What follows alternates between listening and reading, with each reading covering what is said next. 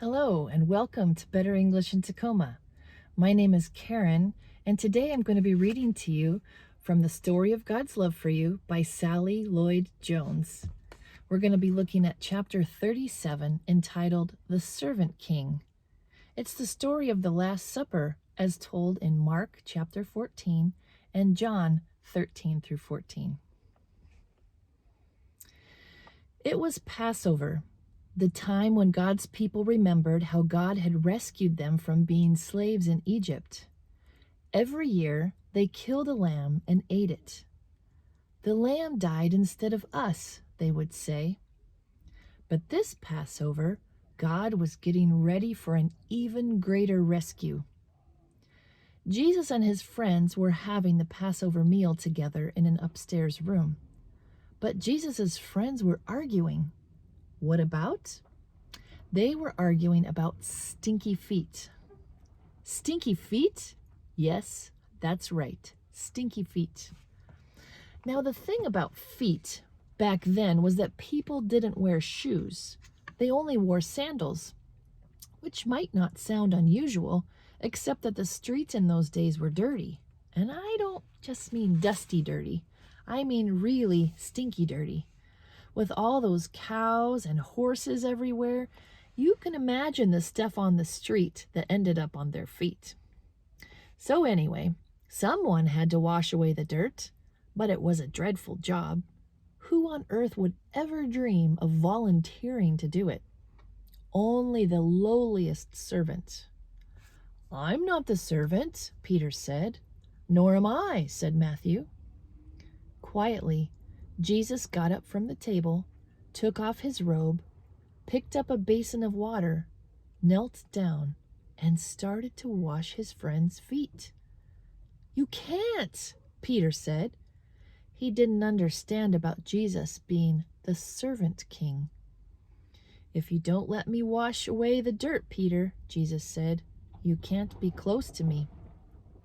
Jesus knew that what people needed most was to be clean on the inside. All the dirt on their feet was nothing compared to the sin inside their hearts. "Then wash me, Lord," Peter said, tears filling his eyes, "all of me." One by one, Jesus washed everyone's feet. "I am doing this because I love you," Jesus explained. "Do this for each other."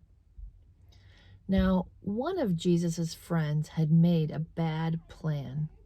No one else knew what the bad plan was, but Jesus knew, and so did Judas. Judas was going to help the leaders capture Jesus for 30 pieces of silver. "Go on, Judas," Jesus said.